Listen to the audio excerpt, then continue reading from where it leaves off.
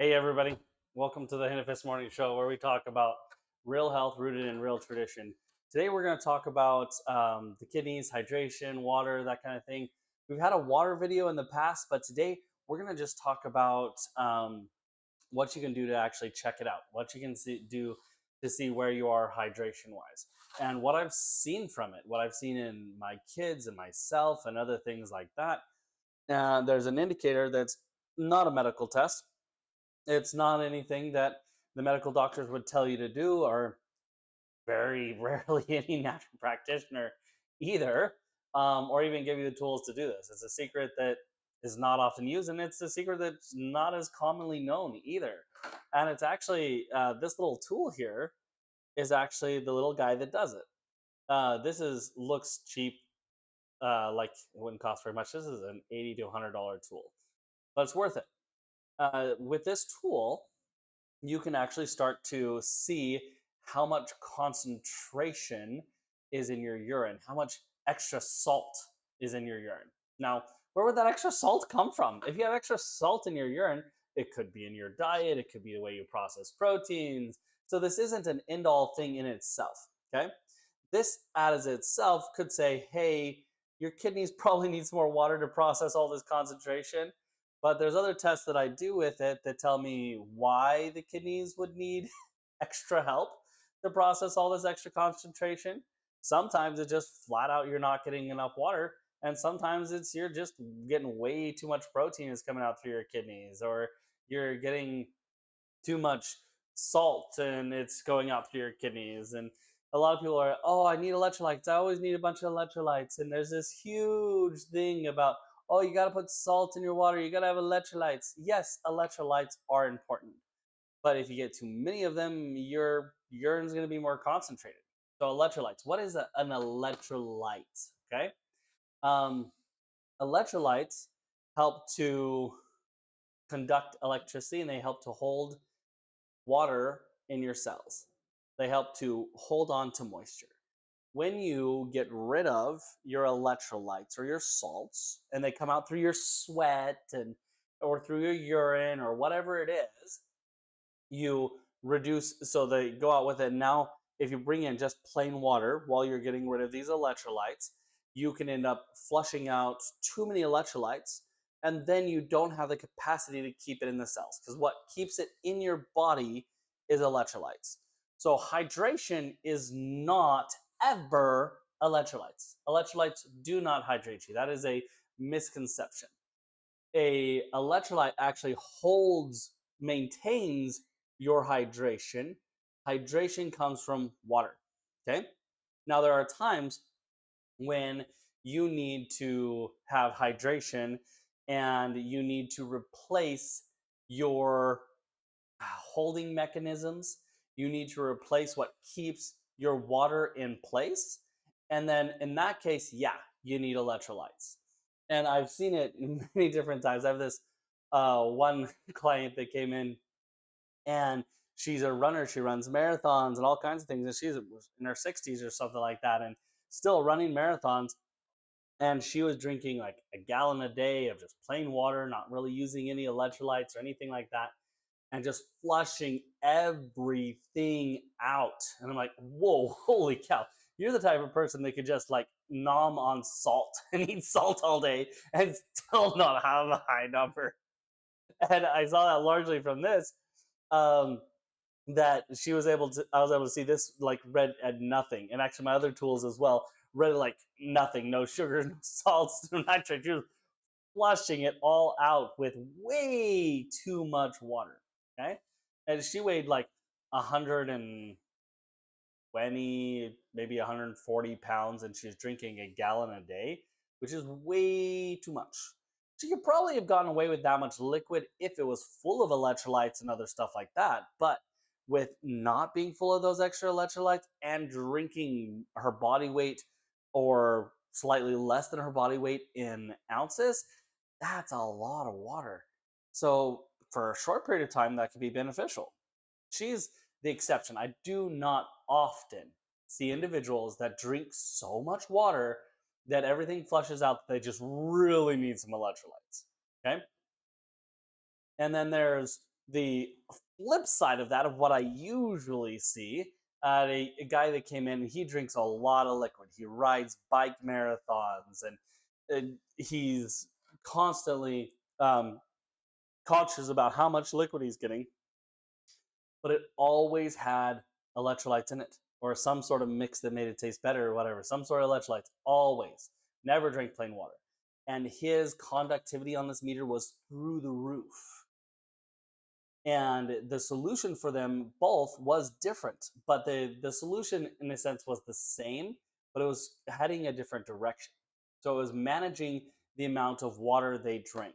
For him, he needed to drink plain water with nothing else in it. And for a while he tested me and his salts would go up and down. I was like, okay, just get your own tool, get your own tool. And now he tells people that I've done more for him than any other doctor, because he was well, more for him in his cholesterol. He's had multiple heart surgeries and things like that.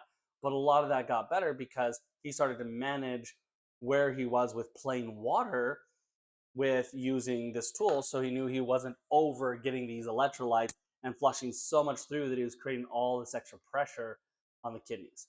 Now, is that a medical test? Is it a medical diagnosis? No, but it's helped a lot of people. And it's a really quick, easy way to see what's going on. When I've seen like little kids, when my kids are like bouncing off the walls and crazy, and if I can get them to urinate in a cup and I test it, this number reads high. It actually, on this tool, it reads higher than what it can read. It just blinks 20. Unless I water it down. If I dilute it, then it's reading like a 1.0 or something like that. And that, once the math is done, is like at 44 or higher. Okay.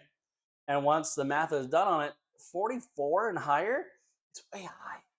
It should be like at a 6.5 with the salts that are coming through, with all the electrolytic salts. That means the salts that conduct electricity.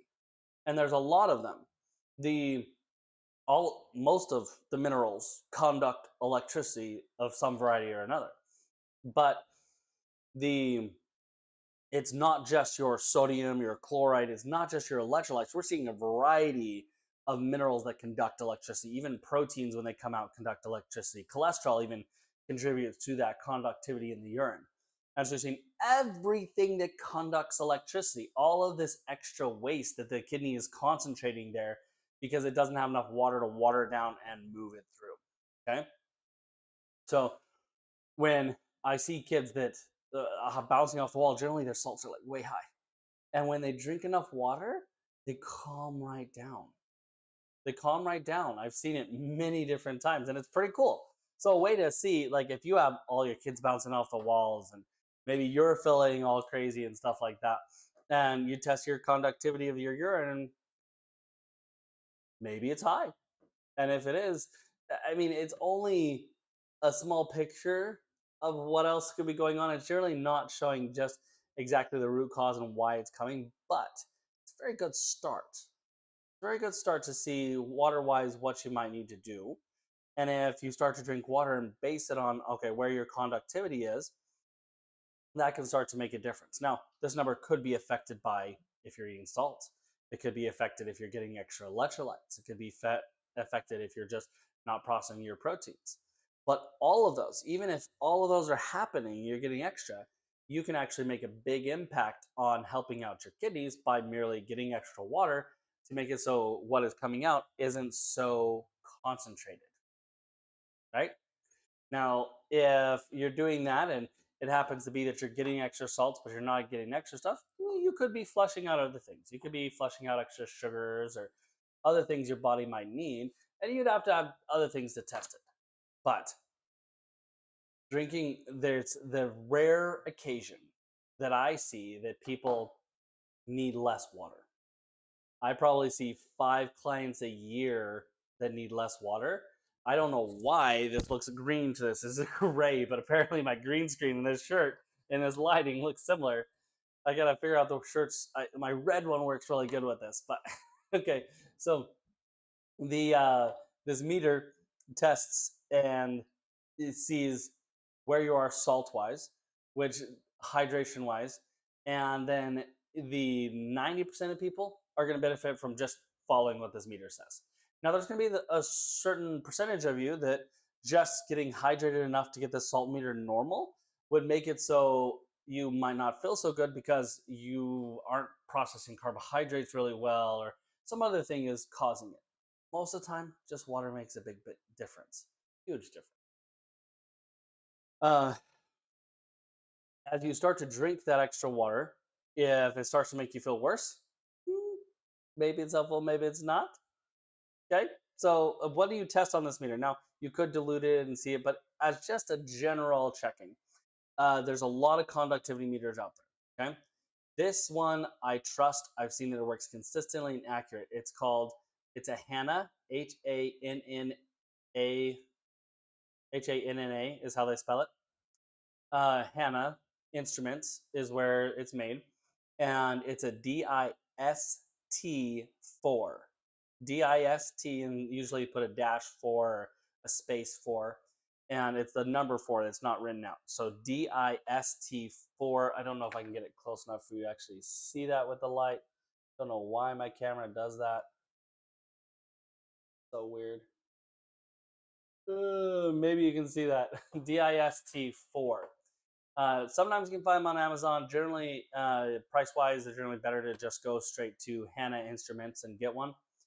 There's only one or two others. There's one that I'm playing with that seems like it works pretty good and it's semi accurate, and you can get that one on Amazon. I'll put a link to it down in the description.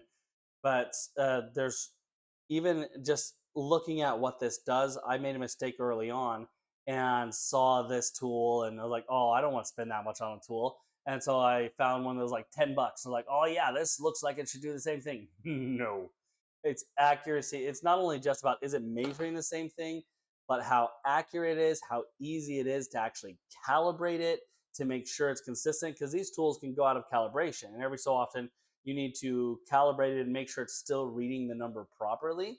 And so with these tools, it's like, how easy is it to calibrate it? How consistently accurate it is? How often do you need to calibrate it?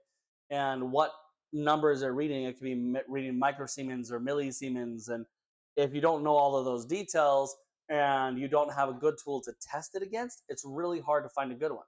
If you go out and just buy any tool for you to tell whether or not it's good, I couldn't even tell whether or not it was good just by dipping it in a solution. I would need to actually test it against a meter I know is accurate. And that's what I do. I've done it with a couple of them, and I don't have ones that I'm just like really impressed with yet. This is so far the least expensive one that works well. And so with the hydration, with the first lady, that she was drinking too much water, she needed to make sure that number came up to normal. And the other guy needed to make sure his number came down to normal. So she needed to actually reduce the total amount of water she was using. And if she, like exercising or running and things like that, if she was doing things, she actually needed to have electrolytes in her water. And she needed to have more of that kind of thing where he needed to have less. And so there's a balance. It's not just like, oh, everybody needs electrolytes. That's false. Or everybody needs to just drink plain water with no electrolytes in it. That's also false. And oh, there's no limit on how much water you can drink. Yeah, that's false too. Uh, you should only drink water just when you feel thirsty. That's false too. There's a balance to it, and it's really hard to just determine by the way you feel, because sometimes you can crave exactly what you don't need, and sometimes pushing yourself into a range that your body's used to but not necessarily healthy feels good. And so it's like, how do you determine those things? And one of the things that take it out of just by the way you feel and give you some idea of the concentration of what you're getting rid of out of your body is actually getting one of the salt meters. You can use it for you, your kids, and if you just dip this directly in the urine, this tool here, turn it on. Let's see if we can get it so it actually, you can see it. There you go, right there. Okay, so see that one that's 00 at the top? That's the number you're actually going to be reading. And that number, if the salts are way too high, it's going to just blink 20 because it's too high for the tool to read. And when you use it, you don't need to know the exact number. Okay, you don't need to do the math to it. All you need to know is it in the right range. And so the top number, the lower number is just a temperature or whatever. The top number should be between a 5 and a 10 on this tool. And if it's between a 5 and a 10, the concentration of the urine is a decent concentration. That's about where the concentration should be. In that range, there's not so much extra electrolytic salts, and it's in that range that if you're drinking a lot of water, then you know, okay, I need to either reduce this water or I've got to add electrolytes to some of this water. And just adding electrolytes to extra water just to get extra water through the body is not always what you should do. If you're out and running and exercising, you need more water. There is a level of, I call it, there's hydration, which is a certain amount. Technically, your body needs about 40% of your body weight in ounces for hydration for running its metabolic processes and everything running, especially if you get it regularly. If you drink all that 40 ounces, just separated 2 times, drink 20 ounces at a time, I'm saying 20 ounces. That's only if you're like 100 pounds. Okay. So if you drink half of your total body weight, half of your total water for the day at a time, you're going to waste most of it. Your body actually needs a little bit often to actually be able to process it and use it for hydration. But what it needs for actual hydration is about 40% of your body weight, and that doesn't really change. Okay. Now, sometimes you need what I call coolant. Okay. So you're exercising, you're sweating more, and you need extra coolant. And if you need extra coolant, that coolant, if you already have extra electrolytes, that coolant could be plain water. But if you are low on electrolytes, like the first lady I mentioned, she would actually need, when she needs coolant that already has antifreeze in it. That already has, like in your, I don't know if you know much about cars, but like in your car, when you put coolant in, you could put just water in your radiator, but they put antifreeze to make sure it doesn't burst or things like that when it freezes. So sometimes you need a little bit of extra something in your water because everything's already low. It's already washed out, not very concentrated. So you need a little bit of electrolytes. And sometimes, if you're really working hard, sometimes you need some extra honey or sweetener in it. When I what I prefer to use, like for electrolytes, or when I have people that work out really hard and things like that, I have them make what I would call tea honey. There are some caveats to this. I'm not going to go into those details, but in general, I'd have them make a tea honey as an electrolyte, which the way you make it is you get honey, a raw, good honey. I like Cox's honey. I know through Utah and stuff you can get it in Sam's Club and other places. I like them because they move their bees. They never winter their bees.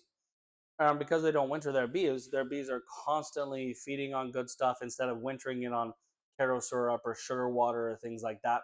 So they have healthier bees. And so I would use a good honey, and then I would get a good apple cider vinegar. And then you get your honey, and you make the recipe by getting, say, you're gonna make an extra amount of concentrate. You get 2 cups of honey, and you would get 1 cup of vinegar, and you mix that together, squish it together. It takes a little while to get it all mixed together. Once it's mixed together, it sets for a long time. My dad would always keep some in a flask. He loved to keep it in a flask because he thought it was hilarious when he would just dump it in his water or something he was drinking and seeing everybody's responses. Being a member of the Church of Jesus Christ of Latter-day Saints, we don't drink alcohol and stuff like that. So he loved it when members were around, and he had his little flask, and he would dump his tea honey into whatever he was drinking. And he always had it around because he had some really severe heat exhaustion.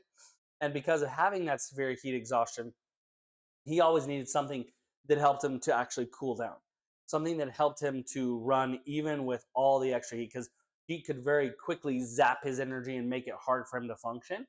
And he always said, it was like, those guys who are mowing the lawn always have their beer there, and the beer actually helps them to cool down. He found for him, using the tea honey actually helped him to cool down, like if you had a beer or something like that. Never had a beer, so I don't know.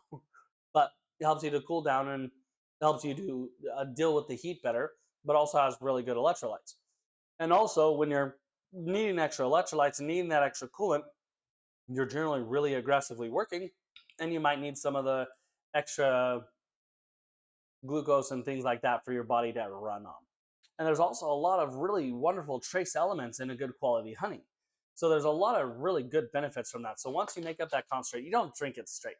You'd put about a tablespoon in 12 ounces ish. That's about the flavor I like, but you can have a little more or a little less concentrated than that, and that helps to help things go. Now, if you're like the first person, you might be able to have that in all your water. Okay.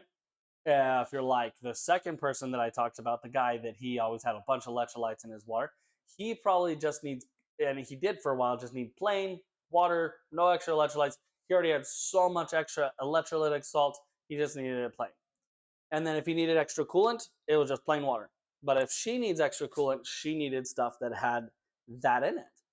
And so she could drink plain water up to a certain point, so 40% of body weight in ounces, and then she'd drink her coolant, had to have that in there. Does that make sense? And so in general, there's the way that I see it is there's your water hydration, which should be about 40% of your body weight in ounces. And anything that you use more than that is for a purpose, and it's only for a temporary purpose.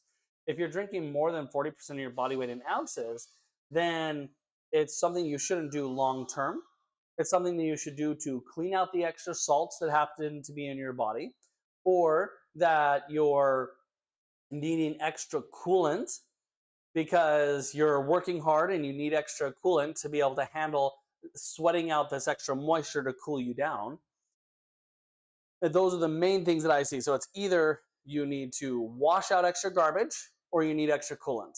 So it's either going to clean or it's going to be used to cool you down. And that extra amount, what is in it determines, like if you need to get rid of extra garbage, then it should be plain water that's above the 40% of your body weight in ounces. If you just need it as a coolant, but you're already hydrated properly, your salt numbers are normal, you probably need something in that amount that's above your 40% in your body weight in ounces of water. So you get your hydration, and then you can get your extra coolant that you need to be able to restore what you're losing in your coolant as you sweat. Does that make sense? Isn't that crazy? So I've never really felt like it's explained that way, really. And I find it very helpful to split between hydration and coolant, and then also storage. So you're being able to store your hydration is your electrolytes, okay? Being able to get hydrated is your water, and then your coolant is a variable. Sometimes it has storage there with it because you lost some of your storage in sweating out your coolant, and sometimes it doesn't because you already have a bunch of extra storage. You're going to hold on to it anyways. And by knowing kind of what that is, you get a kind of a baseline of where you are there by this tool, being able to see, do I need extra coolant? Like, whenever you're exercising, running, and doing things, you're sweating, you're out in the heat, you need extra coolant. You always are going to need extra coolant in those moments. But what kind of coolant do you need? Do you need coolant with electrolytes, or do you need coolant that is just plain water? And for me, the way that I would determine that is through this meter. If your number is above a 10 on this meter, I would just use plain water as my extra coolant. If your number is below 5 on this, or even if it's within the 10 and the 5, I might use my normal water and then use electrolytes in what is above and beyond. What is my extra coolant? Does that help you make sense of this? That if you segment water into more of its or hydration, because we clump hydration in this big lump. Okay, we just okay, hydration is just one thing. Okay, and that is actually, if you segment it into what it actually is and what it does and how it functions, it's a lot easier to decide how you're going to hydrate and make this tool actually a lot more useful, and actually help your hydration get to where you need to and your performance get there a lot better because you can segment. So if you classify hydration, you segment your total subject of hydration and spread it out and segment it. You have your hydration, which is just plain water, that's it. And then you have what holds your hydration in the cells. And then you have your coolant, which is variable of the first two depending on your activity. Do you always need extra coolant? No, you don't always need extra coolant. If you're a couch potato or if you're not out in the sun sweating a lot, or you're not exercising a lot, you don't need extra coolant. You just need your hydration, which would be 40% of your body weight in ounces. And then in that water, if you're not getting this extra stuff, you don't need extra coolant, then you don't actually need to put electrolytes in your water. Your 40% of your body weight in ounces generally needs no electrolytes, just plain, clean water. And then at that point, how are you getting your electrolytes? Are you salting your food? Do you actually get good nutrients in your food? If you salt your food and you get good stuff into your food, you don't have to put anything in your water. Just plain good, clean water. And if you want to understand more about water, watch my water video. But if you're not pushing, you don't need extra coolant, plain water. And even if you need extra coolant, you always have 40% of your body weight in plain water with nothing in it. And the only thing that counts towards water is water. Once you put anything in it, it's no longer water. It could be used as coolant, but not as water. So separating hydration. When you separate hydration properly into water is the only thing that hydrates, salt is what keeps, or electrolytes are what keeps it in the cells, and then coolant is for when I exercise or need more above and beyond. And that coolant, if you need extra coolant, that means if this tool says you're above a 10, then that coolant is plain water. If this tool is always in the normal range between the 10, between the 5 and the 10, then this coolant very well should have electrolytes in it. So that's how you hydrate and how you use this tool to really tell what you need to do hydration wise. What you can do that will help, that is a beginning way for you to check it out. Is it a dangerous way?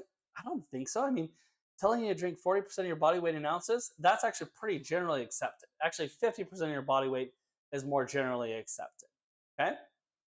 But 40% of your body weight, that's awesome. Now, a lot of people will say, oh, that's way too much water.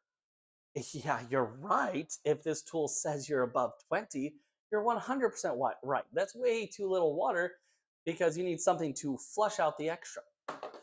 And they're also right, if you're exercising, you're out there sweating a lot, you need extra water, but you need extra, we call it hydration.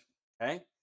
But if you'll start to segment in your head that when somebody says you need more than 40% of your body weight in ounces, they don't understand that they're talking about coolant at that point, or they're talking about cleansing. It's either coolant or cleansing. If you need more than 40% of your body weight in ounces, it's for cooling or cleansing. It's either a coolant or it's a cleansing agent to get rid of your extra salts. That's it. It's not there to, that extra water is not what you need to go get in and out of your cells to cellularly hydrate, to properly make everything function. No, at that point, if you need more than that, it's to replace all your sweat, or it's to try to get a hold of all your stored electrolytic salts to get rid of them. And then you get back to that baseline of where you would have pure, clean water. And then for your coolant, you could add extra stuff to your actual coolant. There's so many different trends out there of water. I've seen people, oh, you should drink a gallon a day. I've seen that okay for people for a short period of time. It only takes a week to 2 weeks of drinking that amount of water before you start to flush out all your electrolytes and salts and everything else, and you need to start to reduce because it's a cleansing agent. You have a certain amount, you only are going to use about 40% of your body weight for ounces in hydration. Everything else is cleansing or coolant. And so when they're telling you to drink this extra water, I had one client, she comes in and she's feeling terrible. She eats really, really great. She was a microbiotic chef and all of these different things. She works in health clinics and she followed the principles and does it all, and like really, really great food. And she also learned about water and drinking a lot of water, but she was drinking a gallon a day, which is about 126 ounces. I can't remember, somewhere around there. And she weighed 120 pounds. So she was drinking way more water than what she needed. Now, when she started that, maybe she needed it. She might have. Her salts could have been high at that point, and she could have needed extra work. But at this point, everything was flushed out. This number said low. The one that I checked for total dissolved solids and for specific gravity and for what's in the urine as possible fuel for the body. That one was ridiculously low. What I checked for the nitrates and your ability to process proteins and what you're getting rid of with your proteins, that was low. Everything was low, just flushed out. Her urine was so ridiculously clear because she had nothing else to flush out of her body. And I had to have her drop down to like 50 ounces a day, from 126 to 50 ounces a day. And her problems just got better. She got so much better by drinking less water. So that's why I believe in this, and why I've seen over and over and over that it works. That what we do, just because somebody says it's good to drink this amount of water, they're probably right at a certain point. But once it gets past that point, they're now wrong, and now it's detrimental. That's actually why a lot of people say distilled water is bad for you, because anyone that drinks distilled water has researched water. And if you research water, everybody's telling you to drink a lot of water, especially when it comes to distilled water, because most people that are drinking distilled water use it for the same reason that the individual that made it popular used it. It was actually made popular by Edison, and he had like some sort of rheumatoid arthritis or something like that, and he took care of a lot of that by just drinking a bunch of distilled water, and it helped to get rid of all of the extra waste that was causing issues for his joints. And that's where it was made popular. So it's usually used as a cleansing process.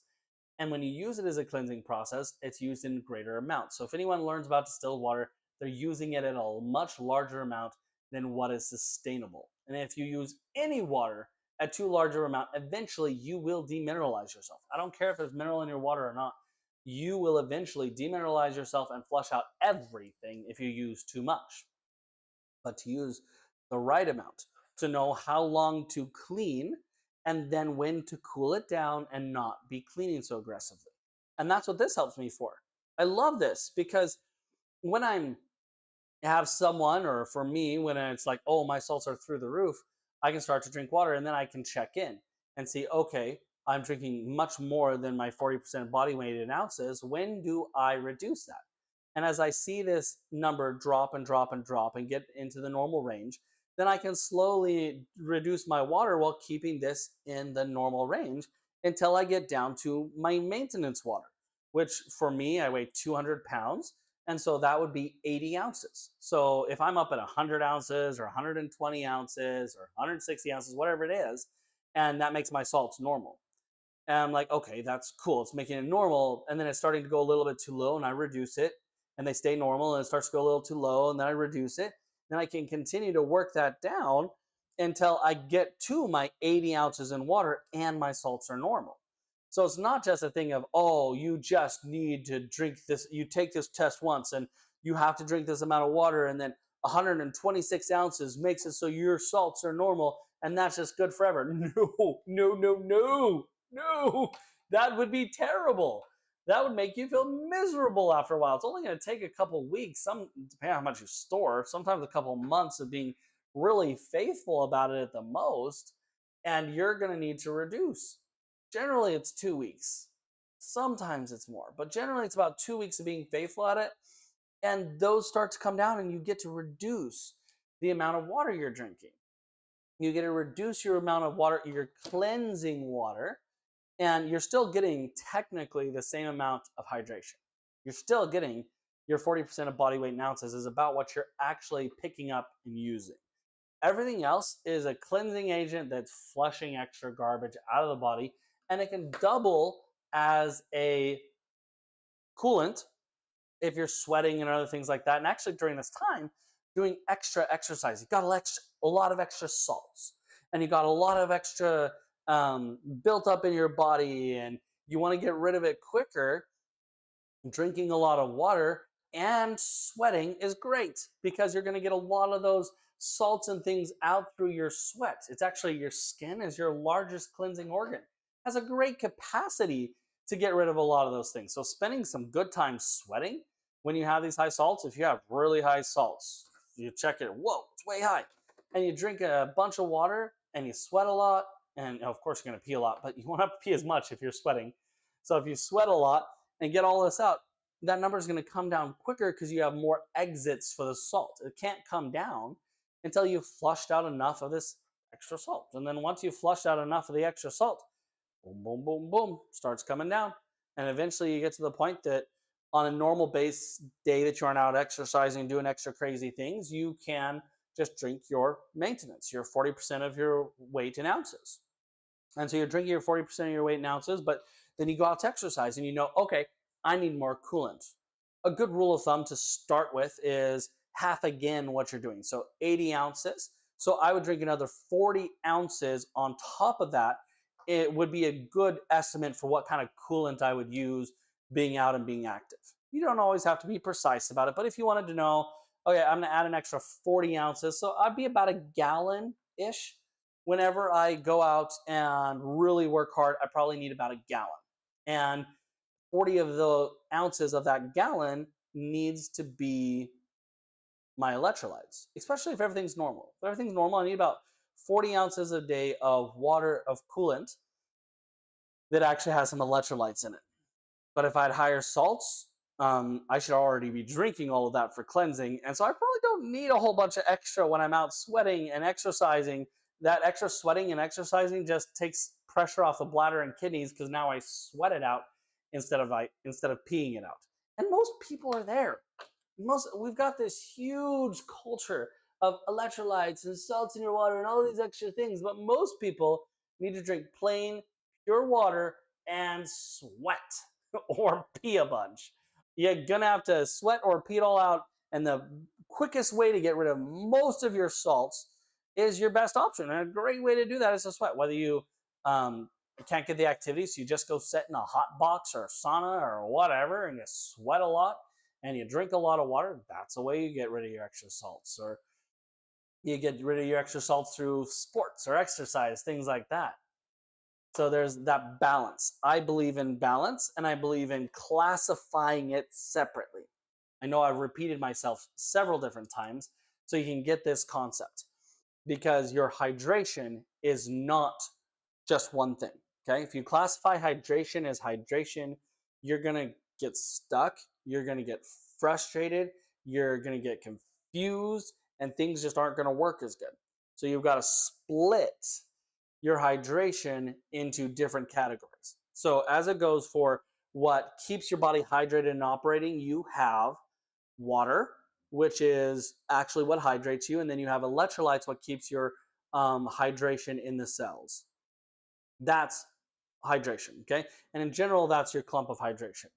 But then when it comes to volume of hydration and how much you are losing versus how much you're intaking, then you have a third factor, which is your coolant. So you have your water, which is your hydration, and then you have your salts, which hold your hydration in the cells, keeps them there.